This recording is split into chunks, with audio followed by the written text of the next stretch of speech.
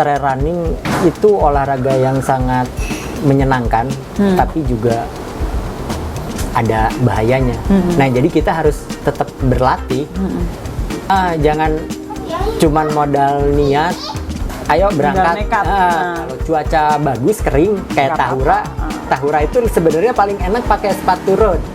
Kayak saya juga dulu saya lomba di BTS pakai sepatu road, Mesastila pakai BTS pakai sepatu road, di Coast to Coast Jogja pakai sepatu road. Karena downhill tinggal ngikutin gravitasi, yang penting berani gitu. Nah itu ya, yang penting berani ya. Ya, yang penting berani, jangan ragu, karena banyak yang cedera itu justru pas lagi downhill.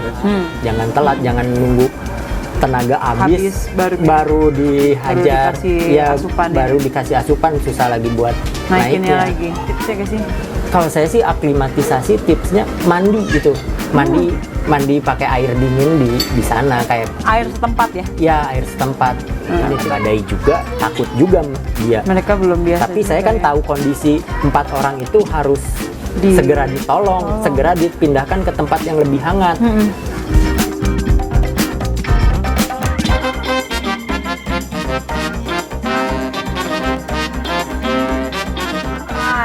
Hai, kembali di Profil Kelari. Hari ini, saya Baca Jalan Dia atau Dia. Saya bersama dengan Kang Arif Wismoyono. Selamat sore. kita lagi di Hasuti Selai, di lokasi yang sama seperti yang terakhir kita taking place di sini. Di sini kita nggak sendirian, ada Ruth juga, ada beberapa teman-teman juga yang ikutan nonton. Terus selamat sore semua teman-teman. Kang Arif hari ini ternyata Gepang ini lagi nih, ada pecah rekor lagi nih. New FKT lagi ya. Seru banget sih ini, maksudnya ini gegap gempitanya FKT nggak beres-beres nih, maksudnya dari kemarin. Terus nama Kang Arif, wah sangat harum dan disebut oleh banyak orang, karena kemarin Kang Arif juga ikutan pacering Ruth ya. Iya. Pengen cerita, ini sebelum cerita tentang Kang Arif, pengen cerita dulu dong kemarin gimana kesan-kesannya pacering Ruth. Anaknya dari sini, tapi maaf ya kita ngomongin kamu di depan. Oke. Iya. Pertama diajakin Ruth. Sebelum diajakin juga saya udah pengen, karena ya Gepang itu buat ya cewek rata-rata finishnya di atas 7 jam. Nah, saya juga tahu Ruth pasti bisa, makanya jadi sebelum diajak saya udah pengen, dan ternyata Ruth nge-DM. Ya udah, saya tanpa pikir panjang, ayo. Dan gitu. Ruth itu dia pecahkan rekor untuk rekornya dia sendiri kan? Iya. Dan kemarin itu Ruth memecahkan rekornya di 5.30. 5.25 bahkan 5.25, di bawah 5.3. Bahkan di bawah targetnya dia sendiri gitu. Iya. Nah, kalau gitu sebelumnya Kang Arif udah tahu kalau targetnya Ruth 5.30. Targetnya Ruth di 5.30 Kang Arif udah tahu sebelumnya? Udah tahu, tapi saya juga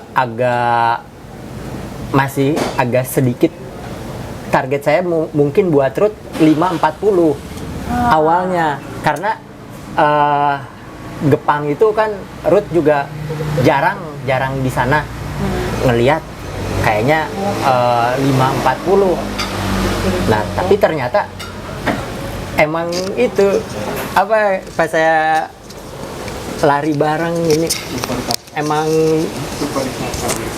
luar biasa. Emang dia staminanya kuat banget gitu sampai ke Pangrango. Nah, udah sampai ke Pangrango ngelihat, ini saya yakin pasti bisa gitu. Jadi tinggal ngikutin aja. Bahkan saya ngikutinnya juga itu capek ngikutin. Bahkan pacerin ini aja capek ya. Pacerin pas nanjak terutama capek, karena saya sebelumnya seminggu sebelumnya kan saya bikin juga di Gede Pangrango. Seminggu sebelumnya ya? Iya, seminggu sebelumnya. Oke. Nah itu 4 36. Nah, belum recovery, saya juga nggak mengira Ruth bisa secepat itu. Ya, Oke. sangat. Jadi memang hari itu Kang Arif pacering Ruth itu adalah lari di Gepang pertama barengan ya. Jadi sebelumnya latihannya mungkin di Malayang atau di tempat lain, tapi nggak pernah barengan di Gepang gitu ya. Di Pangrango nggak pernah barengan, dan tiba-tiba langsung ngelihat Ruth nanjak uphill sekenceng itu, kaget juga ya? Ini konstan sih, konstan. Okay. Jadi kalau saya setiap naik ke Gede Pangrango biasanya pas nanjak ke Gede, abis ini Ruth konstan, dia pace-nya tetap segitu. Nah itu yang bagusnya dia bisa konstan. Oke. Waktu jadi FKT yang Kang Arif pecahkan itu kan kemarin tanggal 1 September ya? Iya, 1 September. Oke, 1 September, dan setelah 1 September beberapa kali naik lagi? Enggak, Kang Arif naik lagi setelah 1 September karena ada challenge untuk FKT di bawah 430, baru tanggal 18 November saya. Seminggu sebelum Ruth? Iya, seminggu sebelum Ruth baru coba lagi rute tersebut. Oke, seru banget. Bentar, nih saya pengen membacakan achievementnya Kang Arif Wismoyono yang lahir di 1 September juga. Iya, 1 September. Jadi itu saya juga September. Oh. saya Virgo juga. 1 September 82. Oh, Kang Arif 84. Wow, kita tim Virgo. Jadi pas saya itu ulang tahun pertama, kan? Iya, ulang tahun. Oh ya Tuhan, lucu banget. Wah, ulang tahun saya pengen. Merasa relate banget ya sama Kang Arif ini. The best. Oke, Kang Arif Wismoyono lahir 1 September 84. Sebelumnya sempat jadi guru juga ya, maksudnya guru olahraga. Oke. Itu di mana, itu tahun berapa pertama kali saya ngajar itu dari 2000, sekitar 2000, tahun 2010.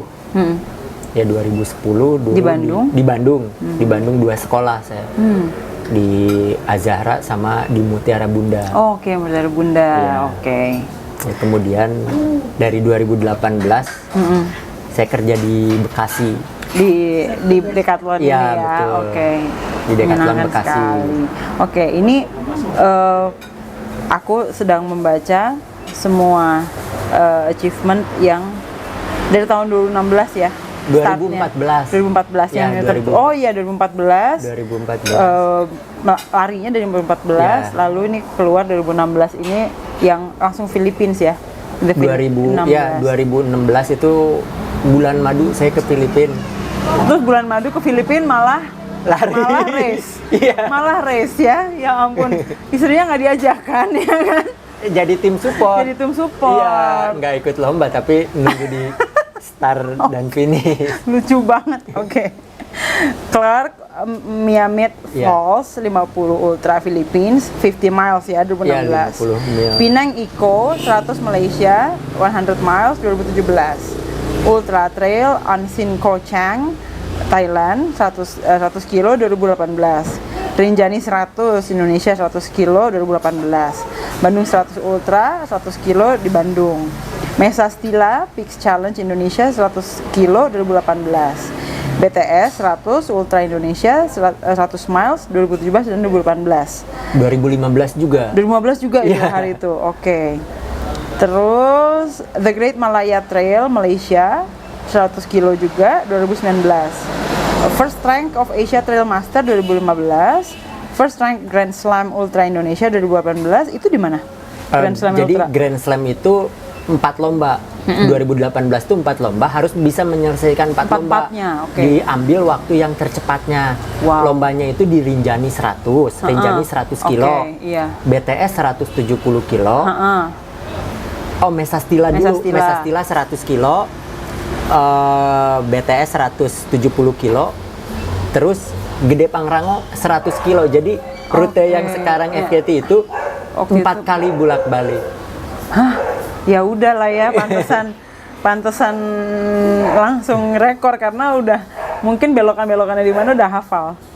Lalu UTMB 2017 finisher 36 jam.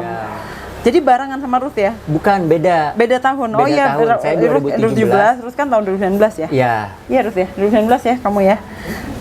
Terus GP 25 kilo.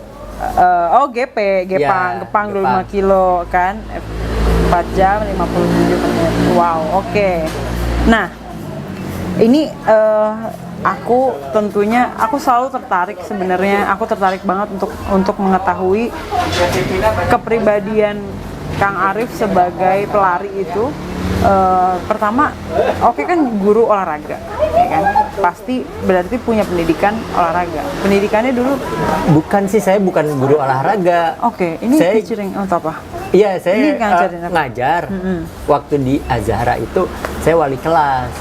Gemes banget. Jadi saya bukan dari olahraga, saya di jadi bukan teknik industri. Oh gitu, iya. Teknik industri di Unla Langlang Buana. Ini beneran sama banget sama anak teknik industri, terus ujung-ujungnya lari.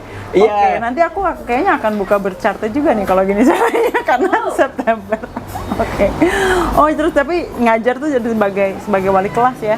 Iya, ngajar sebagai wali kelas, sampai pernah ngajar juga wali kelas 6, jadi hampir semua mata pelajaran. Tapi terus pertama kali lari itu apakah tahun 2014 atau sebelumnya, sebelum mendaki nih sekarang menjadi pelari gunung nih gitu, trail runner? Sebenarnya apa yang mengawali Kang Arief untuk menjadi pelari gunung? Awalnya sih pertama ke gunung itu tahun 2014. Diajakin sama teman-teman yang sekarang jadi komunitas bandrek. Ke Jayagiri. Nah, ya saya merasakan sesuatu yang berbeda ketika ngetrail.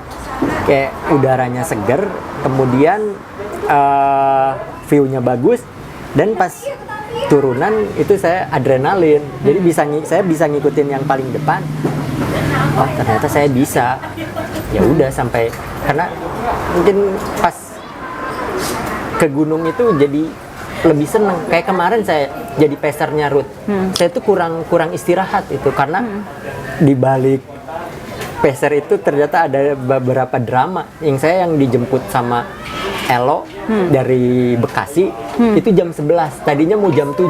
11 malam. 11 malam. Wow. Jadi kurang istirahat, mungkin tidur sekitar 2 jam 3 jam, langsung peserin Ruth yang konsisten terus. Iya, itu. Tapi nggak tahu kenapa perasaan saya ketika ke gunung itu jadi beda, jadi lebih lebih ada kebahagiaan, ada suatu hal yang bikin bahagia dan bikin sehat aja gitu tiba-tiba. Nah iya, itu yang saya nggak tahu, pas tiap ke gunung jadi beda aja gitu. Jadi waktu diajakin anak-anak bandrek itu sebelumnya udah lari atau kan nggak mungkin nih kenal bandrek, anak-anak bandrek tiba-tiba udah sering ini dong, sebelum ke Jayagiri udah sering lari dong. Iya, lari sendiri misalnya. Sebelumnya ya lari paling di Sabuga atau Saparua, kayak gitu. Jadi di trek ya awalnya lari. Jadi di trek, dan di trek juga jarang sampai 5 kilo, di bawah 5 kilo karena lari buat ngejaga fisik aja. Saya suka main futsal sama teman-teman dulu di komplek, suka main futsal, main bola. Nah itu aja. Makanya dulu lari 10 kilo juga saya kira nggak mungkin saya bisa gitu. Berat banget. Itu. Jadi sebenarnya saya tuh mewakilkan pertanyaan dari teman-teman yang lain gitu mengenai seorang pelari pendaki gunung gitu ya. Ini kalau trail running nih kita udah ngomongin udah pelari dan pendaki gunung gitu ya. Sebenarnya sekarang udah mulai banyak nih teman-teman yang jadi tertarik, dan ya terlebih karena kita tinggal di Bandung nih. Bagusnya maksudnya memang Bandung punya alam yang seperti ini, dan gunung tuh benar-benar dekat, itu hanya di belakang rumah kasarnya. Banyak banget pertanyaan sebenarnya. Profil seorang champion ya, seorang pemenang gitu, kita bisa bilang Kang Arief adalah profil pelari gunung yang memang konsisten di sana. Kesehariannya ngapain gitu? Ya, latihannya apa gitu maksudnya untuk saya ya sehari-hari saya di Bekasi, 5 hari di Bekasi, paling pulang ke Bandung kalau libur 2 hari. Nah kalau libur di Bandung sempetin ke Manglayang, karena dekat itu dari rumah, jaraknya sekitar 10 kilo. Rumah di mana? Rumah di Rancabolang, Margahayu. Rancabolang, Margahayu. Jadi Okay. kepakai motor 30 menit udah sampai. Karena kalau terlalu jauh juga capek. Ya betul. Itu kurang efektif lah waktunya. Belum lagi kan saya punya anak kayak gitu, jadi harus menyempatkan waktu juga. Iya betul, untuk pertama Itu mereka. kalau di Bekasi ya saya latihan setelah pulang kerja, ada di depan toko itu ada flyover. Nah naik turun aja gitu. Oke. Karena ya mungkin buat yang lain itu bosen. Emang rute yang saya setiap latihan, saya rutenya di sana-sana aja, nggak larinya dari A ke B. Jadi ngeliling-ngeliling aja, ngeluh kayak gitu. Karena biar efektif juga waktunya, karena nggak, ya harus istirahat juga, ngebagi waktu istirahatnya. Setiap harinya Kang Arief ada latihan khusus nggak? Setiap hari nih, maksudnya kita membicarakan hal yang rutin Kang Arief lakukan setiap hari gitu. Apakah ada latihan perkuatan kah setiap harinya atau?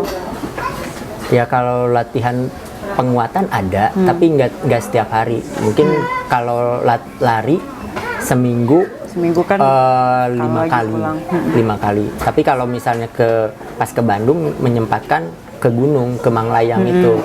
Kalau karena kita tahu nih ototnya lari ini kan bener-bener nggak sama kayak mungkin kalau kita, apakah Kang Arief ada gymnya nggak, atau ada latihan apa yang Nah, core atau leg day-nya nih kan dulu nggak tuh bisa di-skip nih. sebelum ngetrail, karena rumah saya dulu di Jalan Jakarta sebelah Gorkoni.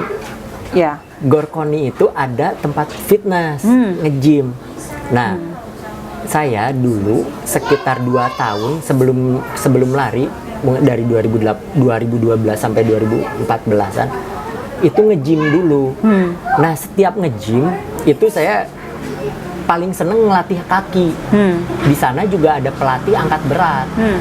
Dan betul ya, dibimbing lah saya sama dia, pelatih angkat berat. Jadi ya saya setiap nge-gym itu kan latihan dada, bahu, punggung. Nah, setelah latihan dada, saya latihan kaki. Karena latihan kaki kan beda, dada di atas, kaki. Nah itu yang mungkin yang lain jarang dilatih kaki. Nah saya latihan kaki, kayak gitu, squat. Udah pastilah squat setiap nge-gym itu. Setiap latihan harus ada squatnya Ya, gitu ya. tapi nggak ada niat buat ngetrail dulunya. Mungkin dari sana jadi kuat beneran, kuat. ototnya jadi terbentuk, udah siap untuk ya, trail gitu. Karena tapi nggak ada niatan buat ngetrail juga. Itu dari sana.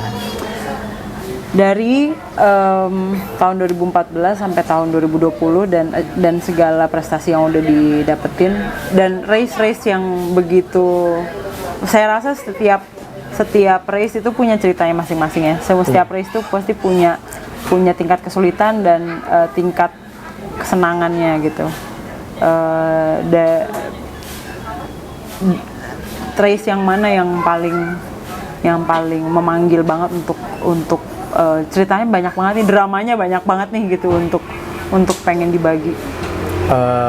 Mesastila itu banyak drama, BTS juga. Mungkin Mesastila itu race ultra pertama saya. Dari sana saya pas pertama ikut 2014 langsung juara. Okay. Kemudian 2014 juara, 2015 juara.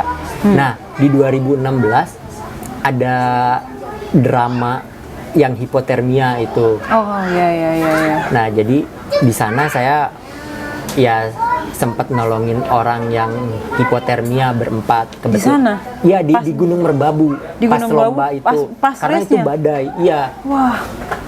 Itu badai. Jadi ada berempat, 4 orang.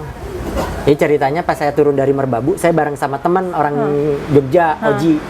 Turun, ngelihat ada lampu kelap-kelip, buat ternyata ada orang pakai emergency blanket. Saya nggak tahu, saya kira cuma 3 orang dan ada orang Bandung juga, ada teman Bandrek juga di sana. Oh, ya ampun. Nah, wah itu gimana? Ya saya nggak bisa nolong apa-apa, cuman ngasih emergency blanket aja. Terus turun ke bawah, lapor ke panitia, ternyata panitianya responnya kurang sigap kayak gitu. Mungkin emang karena badai juga, takut juga dia. Mereka belum biasa. Tapi saya kan tahu kondisi 4 orang itu harus segera ditolong, segera dipindahkan ke tempat yang lebih hangat. Itu badai dan dingin sekali ya? Badai dan dingin sekali. Ya udah saya mutusin sama Oji, Ji ayo kita ke bawah. Nah pas perjalanan ke bawah, itu lagi tengah-tengah race ya? Iya di tengah-tengah race. Pas perjalanan ke bawah, saya langsung ingat, aduh ini kalau misalnya dia nggak cepet-cepet ditolong, dan yang tahu posisi dia tuh saya sama Oji, sama temen, itu bakal bahaya. Iya.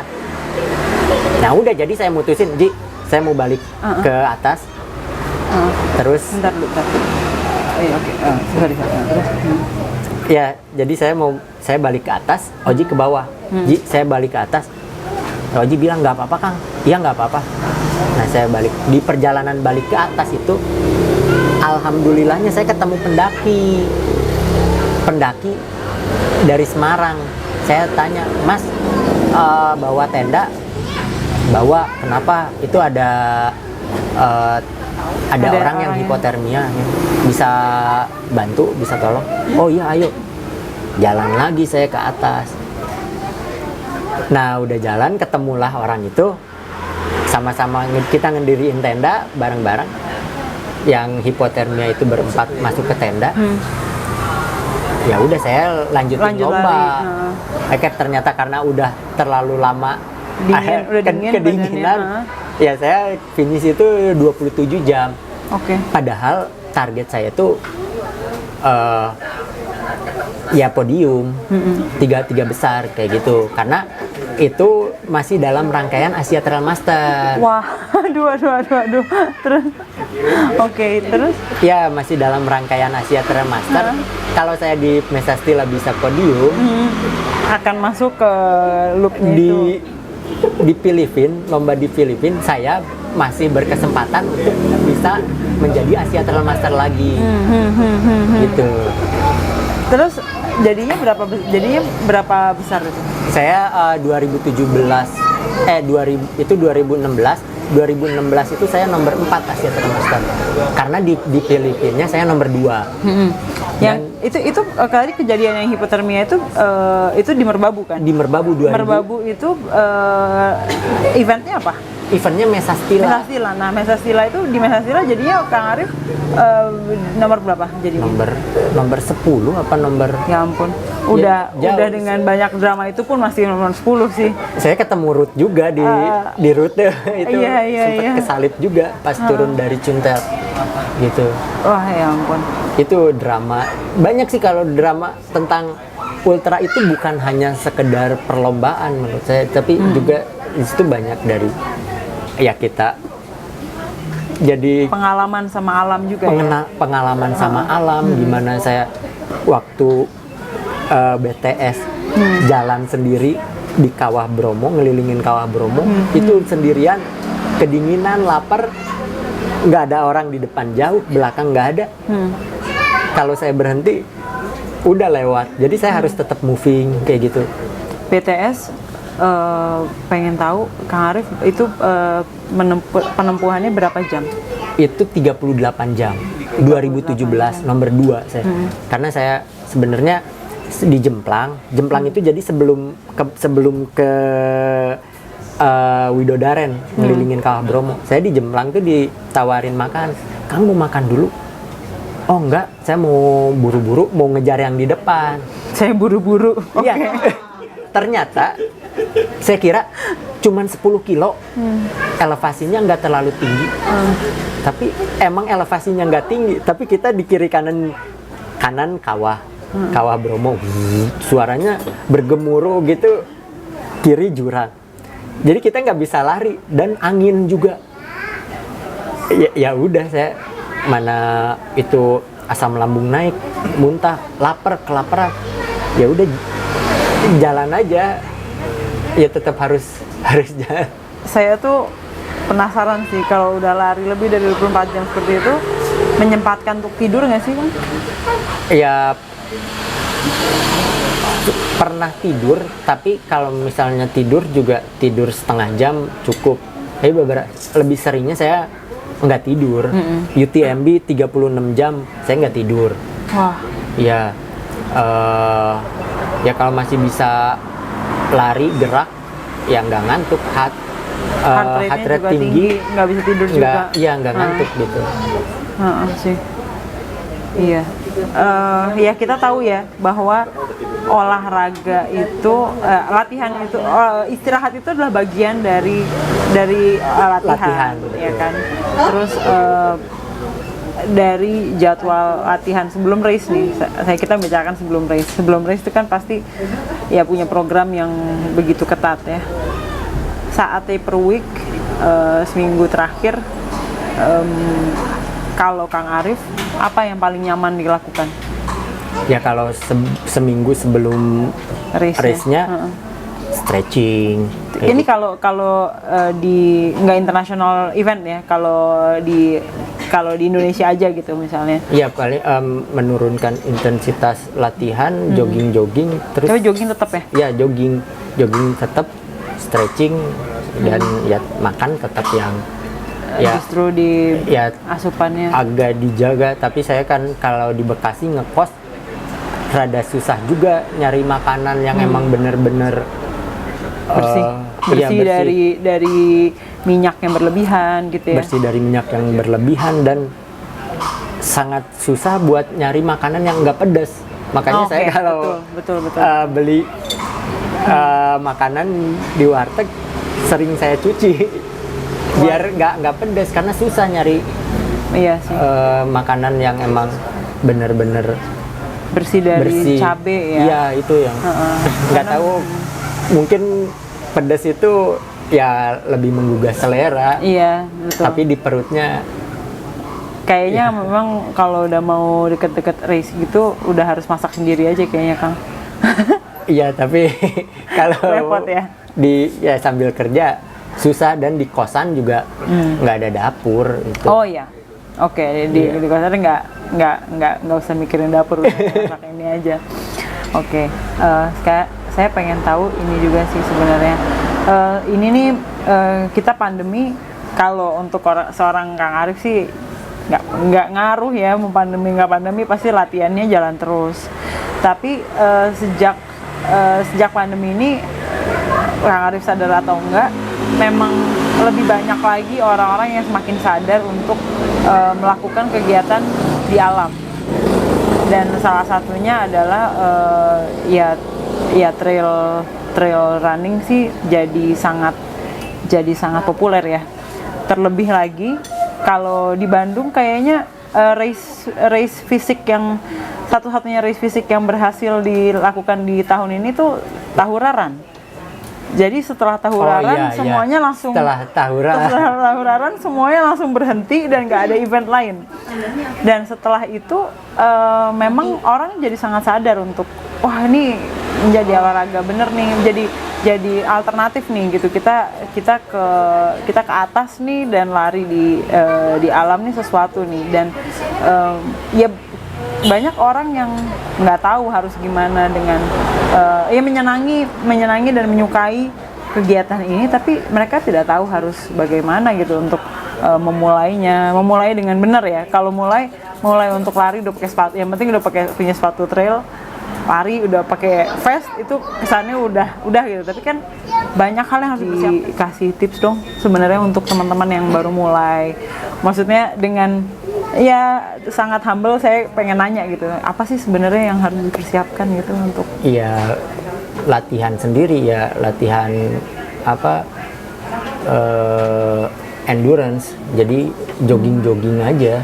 Itu yang pertama untuk bisa lari ngetrail ya, kita harus berlatih, bukan hanya buat ngetrail. Kayak kalau kegiatan di alam itu menyenangkan, tapi juga ada bahayanya, karena kita kan bermain di alam tidak tahu apa yang cuaca lebih cepat berubah kayak gitu. Jadi kita harus mempersiapkan diri untuk kemungkinan yang terburuk yang akan terjadi itu. Jadi persiapan gear ya gear, fisik kita ya, latihan. Jangan kemudian kalau misalnya belum pernah naik ke gunung 3000, kita harus aklimatisasi dulu. Oke, itu penting tuh. Iya, jadi aklimatisasi ada tipsnya gak sih? Kalau saya sih aklimatisasi tipsnya mandi gitu. Mandi pakai air dingin di sana, kayak air setempat ya? Ya, air setempat. Itu ada jampi-jampinya tuh. Mungkin bisa lebih cepat kita aklimatisasi. Ya, aklimatisasi, beradaptasi sama udara di sana. Udara di sana, airnya ya benar. Iya, mandi. Jadi saya waktu lomba di BTS di Bromo, itu saya pagi-pagi mandi. Ya ampun. Subuh itu saya mandi, emang dingin banget. Saya mandi kan dari kaki. Startnya jam berapa sih kalau ultra gitu? Waktu di BTS itu yang 70 kilo, saya 2014 ikut 70 kilo, startnya setengah 12. Malam. Setengah 12. Nah itu saya juga sebelum start mandi. Jadi biar badannya ya lebih cepat aklimatisasinya. Terus itu kan start jam setengah 11 malam, setengah 12 malam, ininya badannya nggak ngantuk. Maksudnya hari sebelumnya kan tidak jam 11 malam itu kan sedang di kasur dong, gitu, udah selimutan dong. Ya mungkin karena jadi nggak ada persiapan untuk itu kan ibarat kata kayak jet lag ya. Karena kalau jam 11 malam udah badannya diajakin lari gitu. Ya siangnya istirahat dulu, tidur siang cukup. Ya terus karena kita kan mau nggak tidur, malam berikutnya pas lomba itu kita nggak akan tidur. Nah itu. Penasaran juga sama ini, minum untuk ya kita lari pasti haus ya, tapi kalau kita minum kebanyakan sakit juga perutnya. Persiapannya apa sebelum lari ultra? Persiapan minumnya tuh gimana gitu? Apakah seminggu sebelumnya atau sebulan sebelumnya punya menu apa gitu yang harus dijalanin gitu? Ya kalau untuk sebelum lomba, seminggu sebelum lomba ya kita banyakin kayak minum elektrolit, pakai oralit ya berarti ya? Ya bisa oralit, yang alami sih air kelapa ya itu. Dan kalau pas lomba atau latihan tergantung cuacanya, cuaca makin panas lebih sering minum, cuaca dingin bisa lebih jarang. Ya kita juga harus dilatih juga. Nanti badan kita juga pasti akan tahu mengikuti sih. Ya mengikuti. Jadi minum pas haus minum gitu. Tapi jangan telat, jangan nunggu tenaga habis baru dihajar, baru dikasih asupan, susah lagi buat naiknya lagi. Iya, itu tentunya tips ini sangat ditunggu-tunggu soalnya dari teman-teman yang pertama ya yang suka city race aja itu juga butuh ya, untuk butuh tips ini sangat ditunggu-tunggu. Dan ya, apalagi untuk yang sekarang memulai trail running gitu. Oke. Tadi saya mau nanya juga, makanan selain pedas, apakah Kang Arif juga nggak makan daging atau gimana ngaturnya untuk sehari-hari? Untuk sekarang sih kalau nggak ada race ya mungkin akan cenderung bebas ya. Tapi kalau lagi mendekati race gitu, ada diet tertentu nggak? Kalau sekarang juga saya berusaha untuk nggak pedas kayak gitu, gorengan dibatasin, tapi emang susah tanpa goreng-gorengan. Efeknya apa sih kalau makan gorengan? Kalau pedas kita jelas ya. Kalau efeknya apa sih kalau gorengan tuh? Mungkin efeknya nggak langsung saat itu, tapi kan buat olahraga yang membutuhkan daya tahan konstan, itu pasti sangat berpengaruh. Kayak Ruth aja dia vegetarian, itu sebenarnya bagus.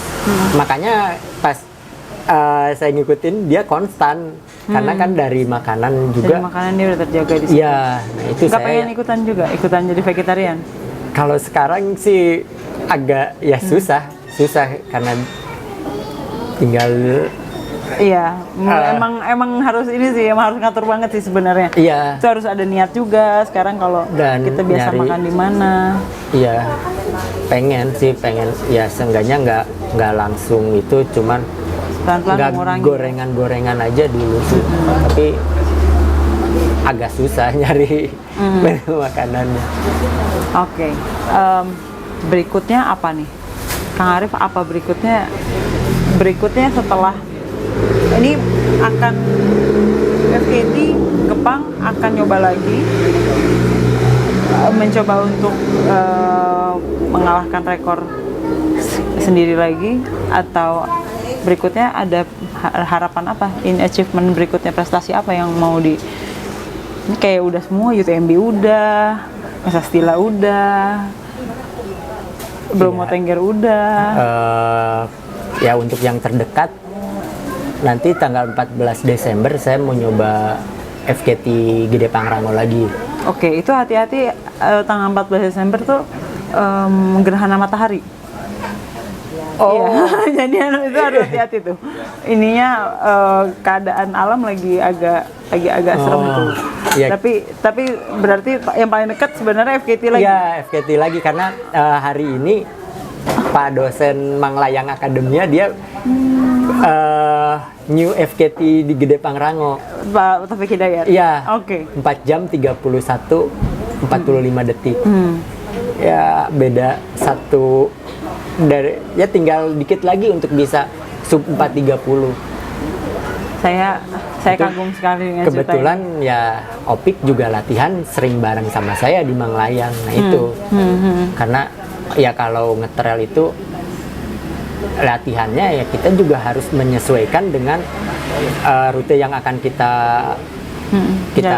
jalanin ya. Bandung sih kita bersyukur banget kalau di Bandung, di lingkung gunung, dikelilingin sama gunung. Mau ke utara ada Burangrang, timur Manglayang, selatan ada Puntang. Jadi rute FKT Gepang ini sudah diakui ya oleh FKT ya? Iya, sudah diakui.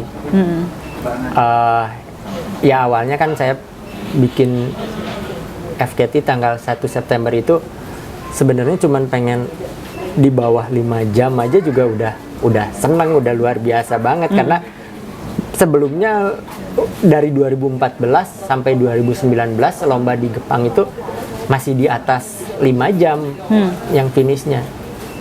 Nah ternyata sekarang udah ada yang hampir di bawah 4 jam 30, ya saya juga ikut seneng. Karena Indonesia itu makin ya ternyata hebat-hebat, nggak ya. Ini kemarin tuh kan 1 September itu Kang Arif self support kan? Iya, self support. Jadi makan dan minumnya ditaruh di mana? Enggak, saya pakai ransel. Enggak bawa ini belt. Bawa belt, terus bawa air, dan beli air di Surken. Oke, sempat beli air di Ya, Surken. karena itu emang niatnya juga sebenarnya bukan ya cuman pengen di bawah 5 jam aja, nggak ada target yang Muluk. ya cuman bisa pas hari ulang tahun pengen finish rute Gede Pangrango di bawah 5 jam itu aja. Jadi Tapi nggak- ternyata jadi sesuatu gitu. ya ternyata ya seneng banget jadi sesuatu, ya orang-orang pada nyoba rute itu dan emang nyoba dan semakin cepat ya itu bagus buat Indonesia sih. Bagus itu. Beltnya isinya apa aja? Beltnya itu waktu itu saya isi roti, isi air 500 mili. Gede dong ya? 500 mili kan yang Iya, aqua yang normal itu kan? iya. Heeh. Saya pakai softflash, Oh, softflash, oke. ya, softflash 500 mili, roti, handphone, karena saya tahu buat waktu itu emang harus ada bukti kan. Sebenarnya bukan pengen bikin buat laporan ke FKT-nya, tapi saya pengen kasih tahu ke yang lain kalau saya itu menyelesaikan rute lomba. Iya. Karena nggak ada WS-nya, ya saya dibuktikan dengan foto. Jadi saya harus bawa handphone. Handphone, oke. Gitu. Dan Salt stick gitu bawa? nggak bawa. Saya bawa energi gel 2. Energi gel 2. Iya, itu aja. Laper nggak sih? Akan ada roti. Oh, Iya, cukup ya? Cukup. Karena emang targetnya cuma di bawah 5 jam. Target di bawah 5 jam. Ya pas udah kira-kira kayaknya bisa, ya udah nggak terlalu di push banget. Gitu. Wow, ya. Ini banget apa? Iya. Karena Ruth kemarin 5 jam 25 itu dia nggak self support kan, dia Ya, ada tim support ada kan. tim support. Sedangkan Kang Arif ya udah jalan go sendiri gitu kan, jalan sendiri dengan segala persiapan yang udah dilakukan sendiri gitu. Nggak ada nyimpen, tapi udah pernah sih ya, udah pernah. Jadi sebenarnya udah pernah. Jadi sebenarnya udah tahu. Ya saya sih ingin yang tanggal 1 September itu pengen nunjukin kalau misalnya kita tuh bisa naik gunung tuh nggak perlu lama kayak gitu. Jadi kalau latihan kita pasti bisa. Itu karena saya juga sebelumnya kan latihan juga latihan. Dan kenapa saya pilih Gunung Gede Pangrango buat SKT-nya, karena ya tantangannya itu rute resmi lomba, dan waktu yang udah ada waktu 5 jam 10 yang harus saya pecahkan itu. Kemudian orang-orang juga banyak yang sering ngetrail ke Gunung Gede Pangrango. Jadi mungkin jadi standarnya saya pengen bikin standar untuk rute itu tuh yang lebih tajam. Oke. Dari rute Gede Pangrango, dari titik mana kemana yang paling susah? Dari Itu di kilometer kandang keberapa? Badak ke Pangrango sulit, susah, tapi tenaga kita masih segar, jadi masih bisa. Gunung Gede itu Masih bisa agile ya, masih agilitasnya ada masih. tenaga. Kesulitan ke Pangrango itu banyak akar, banyak pohon melintang yang ngalangin. Jadi kita harus akrobat juga. Itu. Akrobatnya gimana sih maksudnya? Harus ada turun, harus ada langkah sliding. yang 1 meter lebih. Jadi kita harus manjat, nyari jalurnya juga bercabang-cabang kayak gitu. Tapi karena kita tenaga masih ada lah, masih Karena masih oke. dekat ya?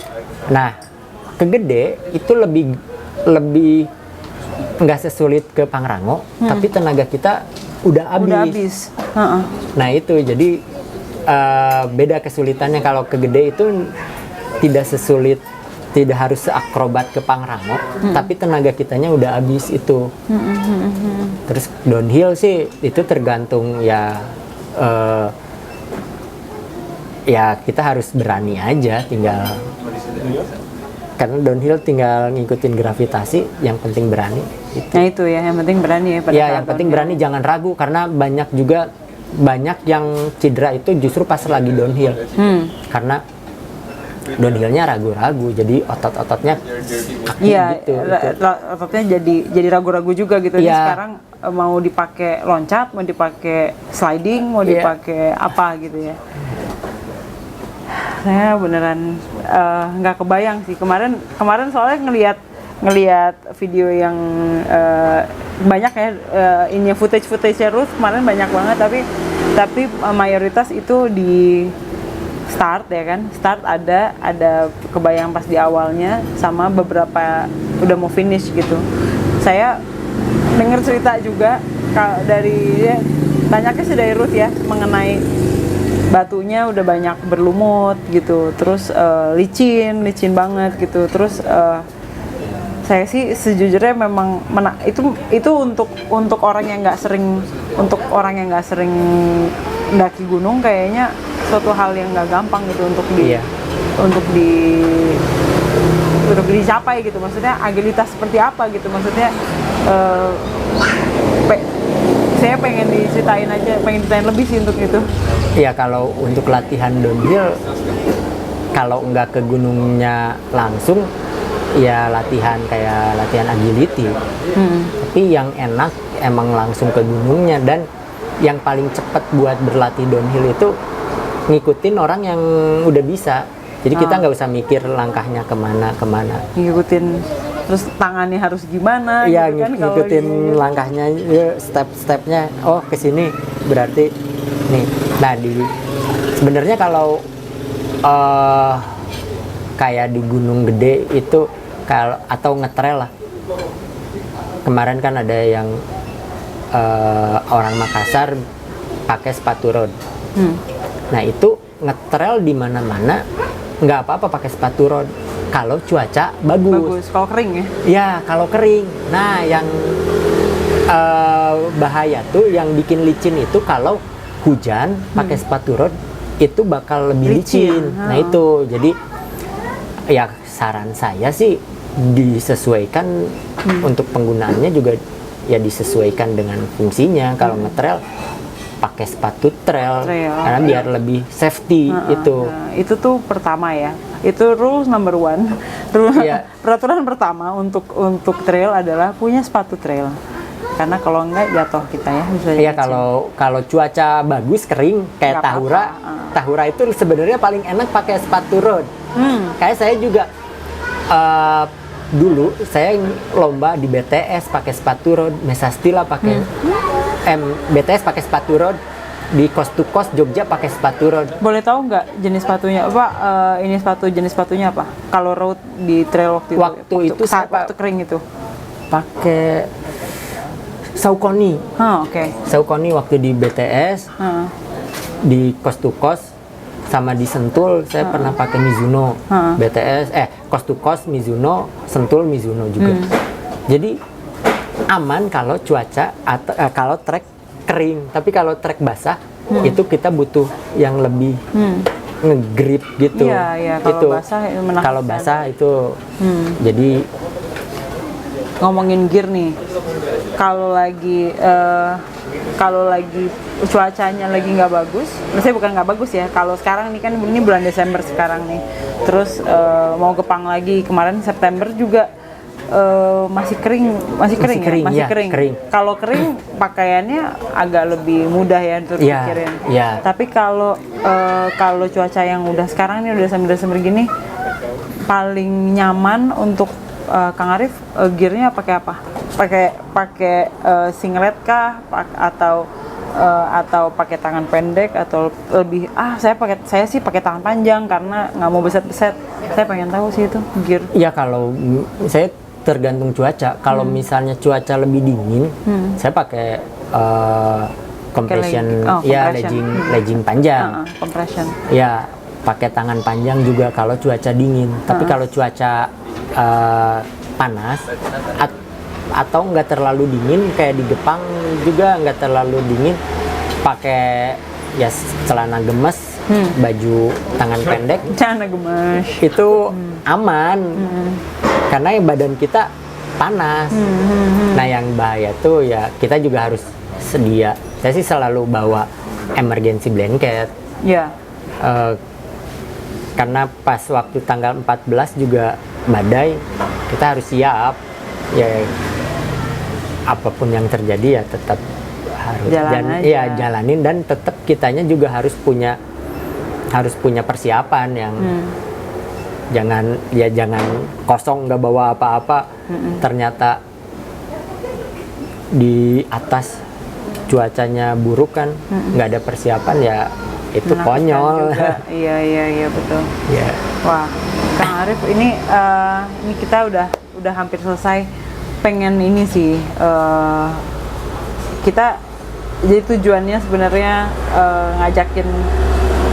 ngajakin supaya teman-teman yang di luar yang sekarang mulai menjalani kegiatan lari secara profesional atau tidak atau non profesional bisa semakin kenal, semakin paham, semakin tahu apa sih yang dilakukan oleh seorang pelari profesional untuk kesehariannya. Dan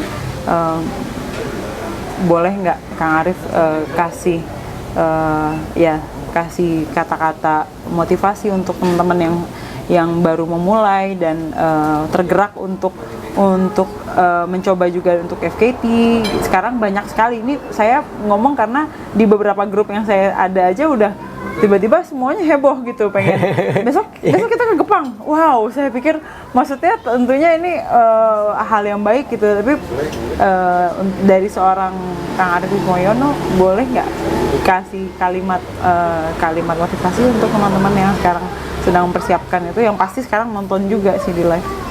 Ya, trail running itu olahraga yang sangat menyenangkan, tapi juga ada bahayanya. Nah, jadi kita harus tetap berlatih, memaksa diri untuk terus berlatih. Itu aja sih yang harus latihan. Jadi jangan di skip ya. Jangan cuman modal niat, ayo berangkat, berlatih dan istirahat juga. Jangan ya ada yang ngajak kita belum recovery, ayolah berangkat, itu jangan sampai kita ya nyusahin orang lah. Jadi kita harus punya ya seenggaknya fisiknya siap.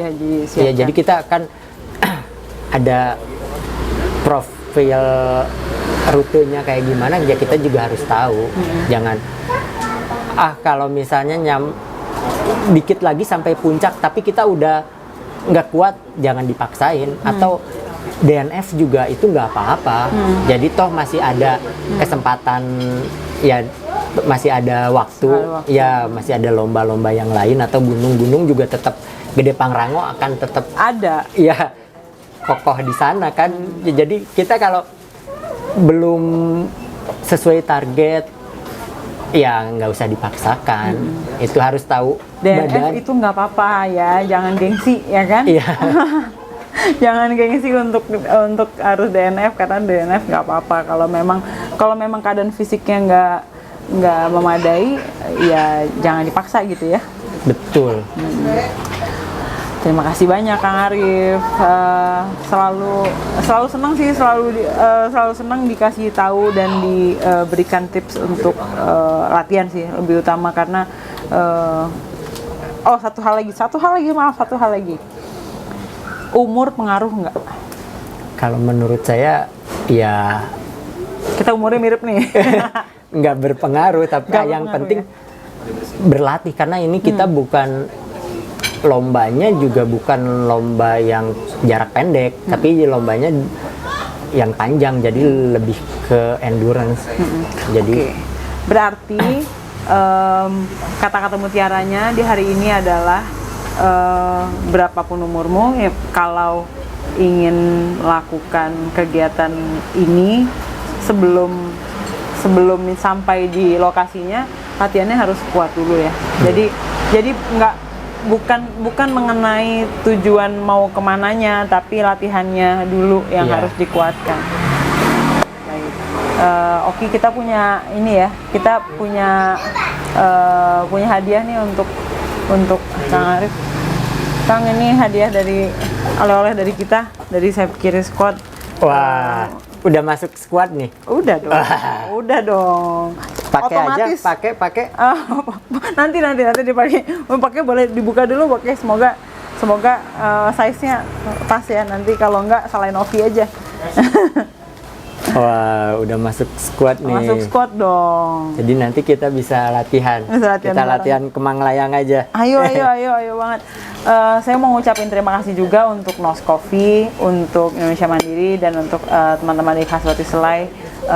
Terima kasih sekali, sore hari ini seru banget. Kami di Sayap Kiri Squad bener-bener seneng banget udah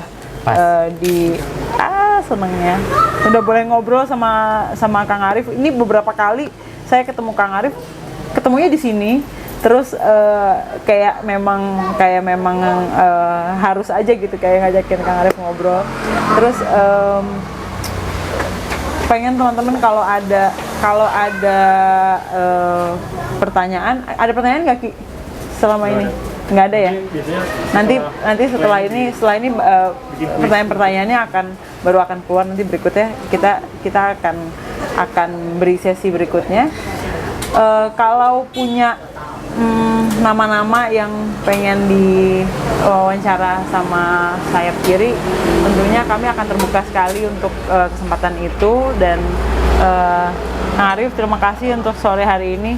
Bandung masih akan lama hari ini terakhir atau besok masih di Bandung? Udah ke Bekasi lagi. Besok udah ke Bekasi lagi. Iya. Ini masih work from home atau Enggak, atau udah karena udah ini ya, iya, udah mulai jaga toko. Udah mulai ya, jaga toko mah udah ini. Oh iya deh, bener juga, Decathlon sih jaga toko dan ngobrol sama semua orang yang dikasih langsung live ngobrolnya aja. Saya sering-sering sana aja nanti. Iya. Terima kasih banyak teman-teman, terima kasih banyak Kang Arif. Hari ini kita akan menyelesaikan ngobrolnya. Ditunggu tips-tipsnya, ditunggu obrolan-obrolan yang lain. Kasih tahu profil-profil yang teman-teman mau ya untuk kita ini. Oke, see you. Terima kasih banyak.